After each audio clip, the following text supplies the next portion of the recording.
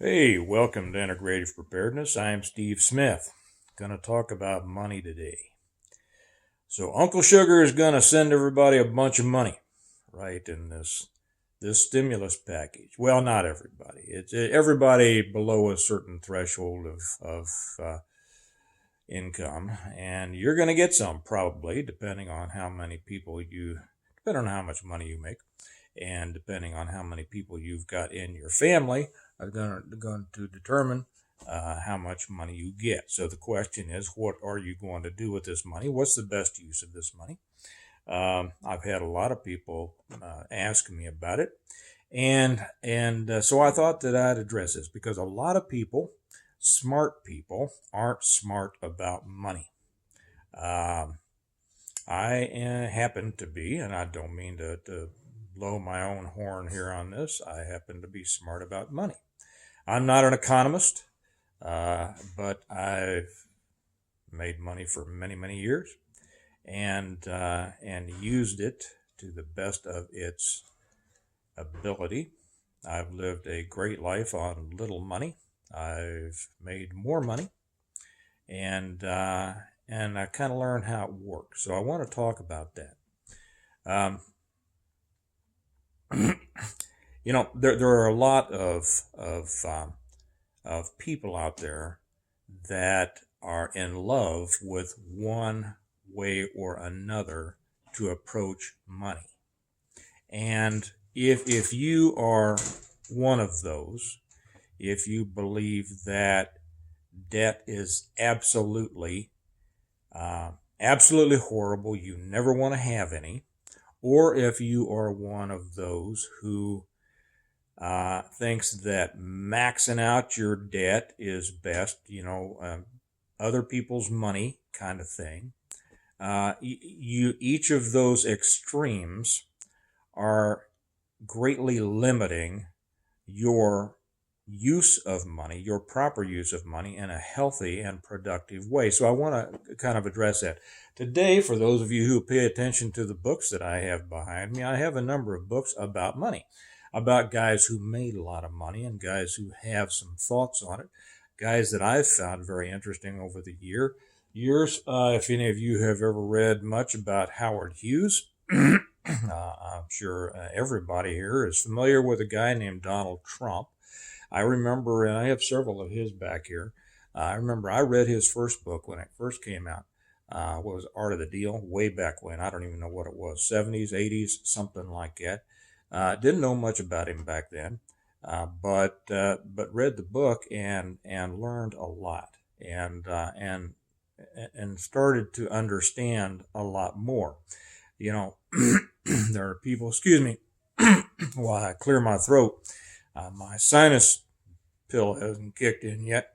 Um, a lot of people don't really know much about Trump. They know him politically, or they know about him um, as a reality show host, and like him or not. And I'll come right out and say I do like him.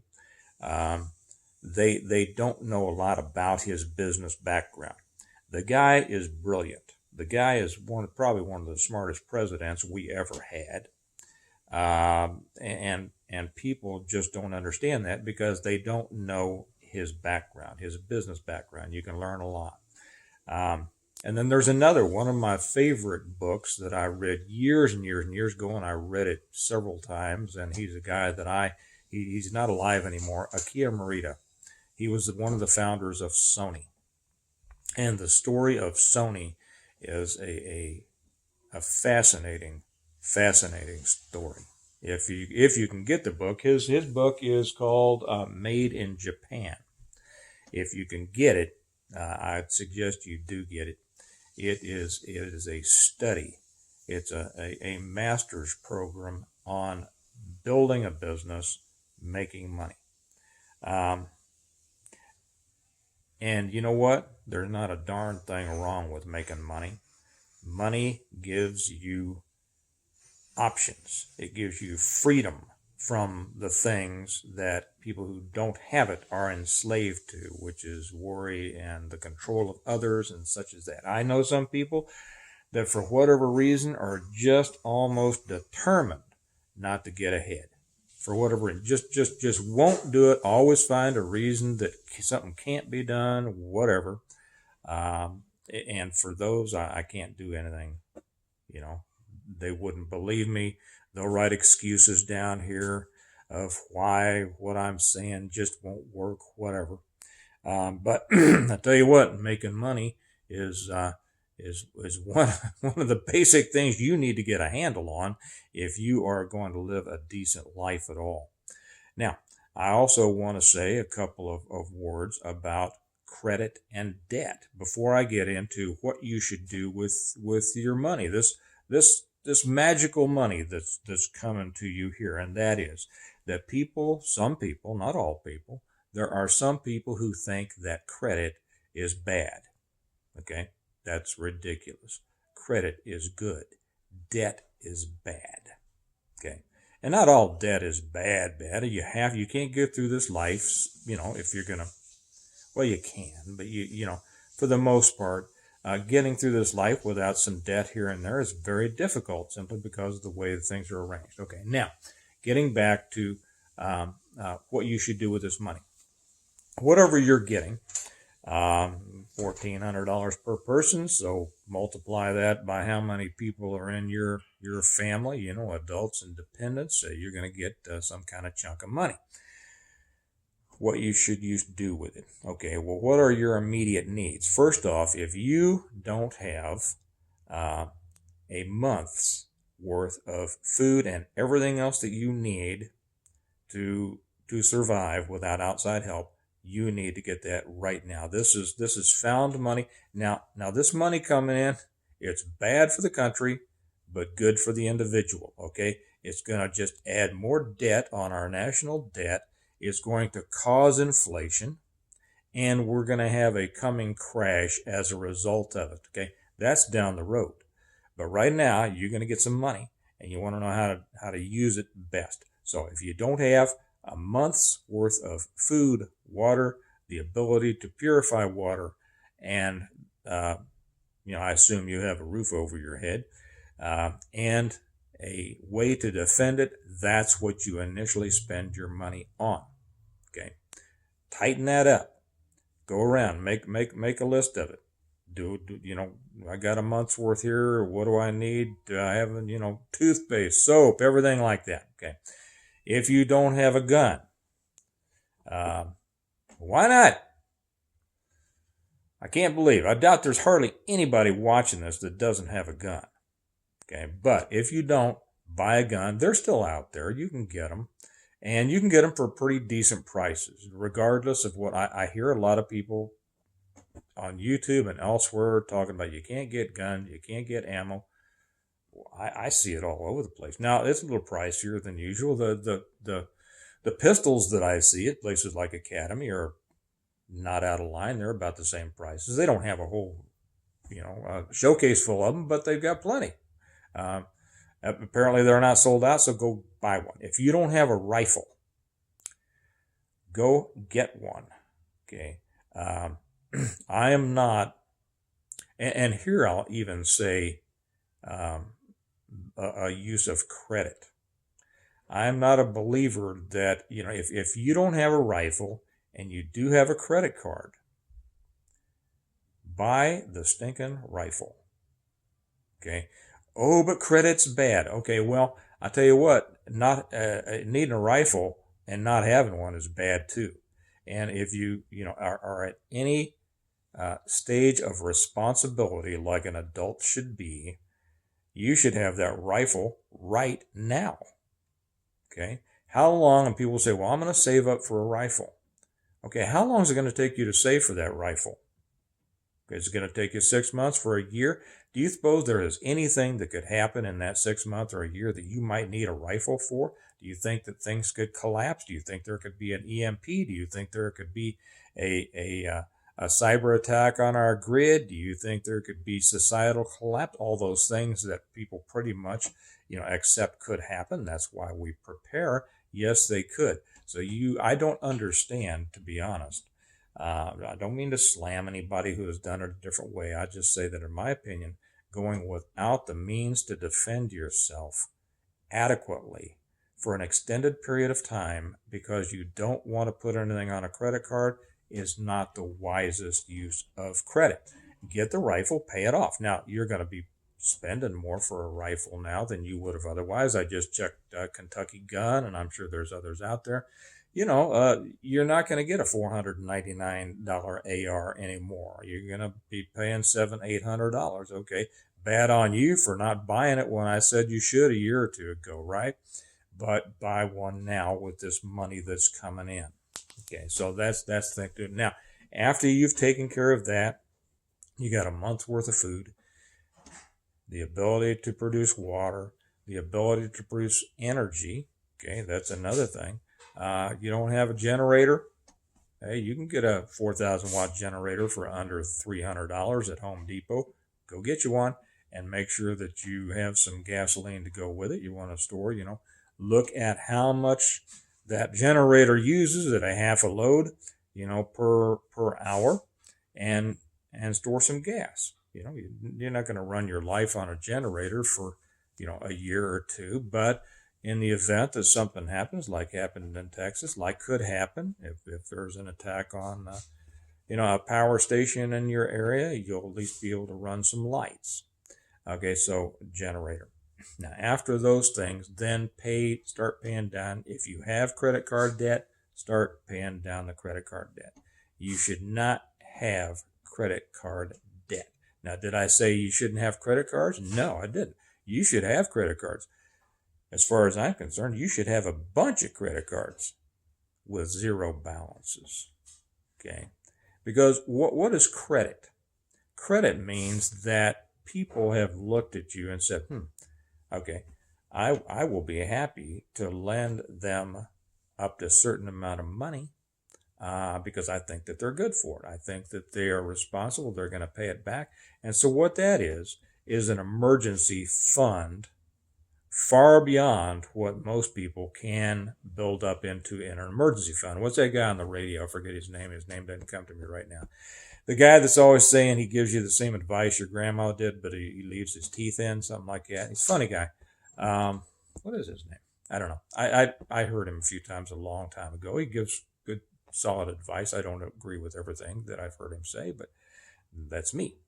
So anyway, there's nothing wrong with credit. But there is something wrong with having a lot of debt. So start paying that debt down.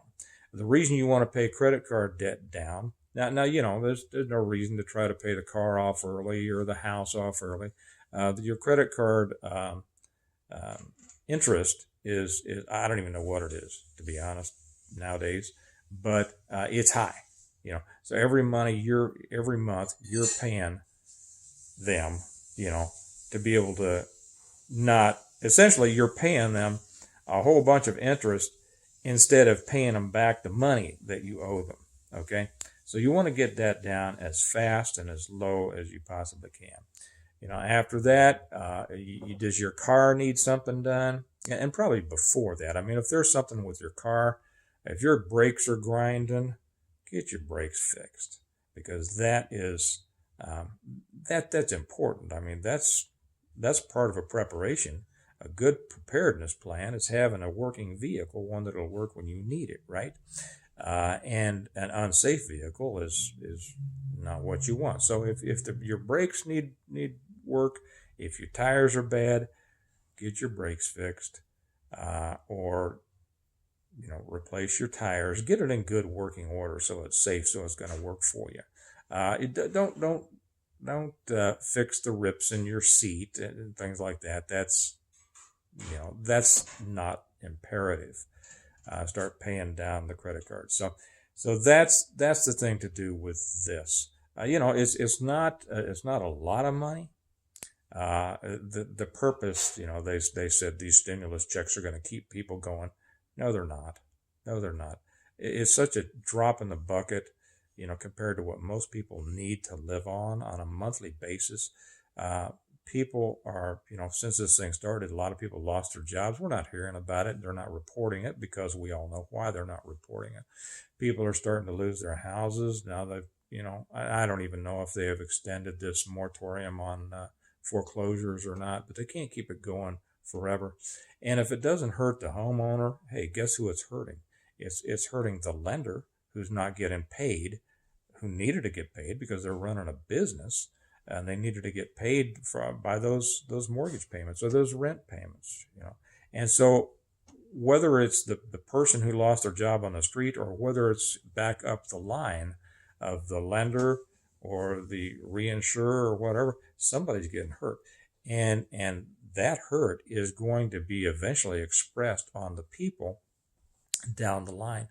So, this is just kicking that can down the road. And when this can gets to the edge of the road, there is a drop off that people just aren't going to believe. I fully expect, as I've said before, we're gonna see inflation. We've already seen it. Look at the gas prices. The new administration's energy policies are just gonna wreak havoc on people's finances. And as gas prices go up, first off, it's a huge tax on everyone, but it hits the people in the lower economic strata much harder than the people in the upper. Somebody making $200,000 a year isn't going to notice when gas goes up $1 a gallon, but somebody making $30,000, $40,000 is. So we are going to see inflation because also as fuel prices go up, everything that comes on a truck, which is everything you have, the delivery prices go up because the truck drivers have to pay more for their gas, and guess what? They're not eating that. They have a family to feed too. So I think down the road we are going to see first inflation, and then we're going to see another crash. So if you are going to spend this money in some way, those are my suggestions on how to spend it. Now, if you don't need to spend that money in any way, I suggest you don't spend it, because I foresee a collapse in the markets, a collapse in both the real estate and the stock market coming down in the next year or two. Now is not the time to put it in the stock market. I've had people say, I think I should buy stocks. No, you should. You don't buy stocks when they're up at the top. And could they go higher? Yeah, they can go higher, but they're way high. And there's going to be a big correction or crash. And so if you have cash, you keep that cash and you wait for that to go down. There's an old saying that you don't make money on stocks when you sell, you make it when you buy. And that's when you do it. You wait for the right time. Sometimes the hardest thing to do is to wait. If you've got cash in your pocket and you think you should be doing something with it, sometimes the thing you should be doing with it is keeping it in your pocket. Okay. So anyway, those are my thoughts on what to do as everybody awaits this stimulus money. There's smart ways to use money and dumb ways to spend money. And how somebody comes out the other end of things has everything to do with where they fall on that spectrum. So I hope that you'll be smart, do the right thing, let this money work for you. Be strategic in your use of it, and you'll come out the other end of this, doing pretty well, probably. Okay, I'll leave it at that and remind you that we prepare well today in order to live well tomorrow, and there is nothing more important than how we handle our money to do that. So you all have a good day, and I'll talk to you later. Bye-bye.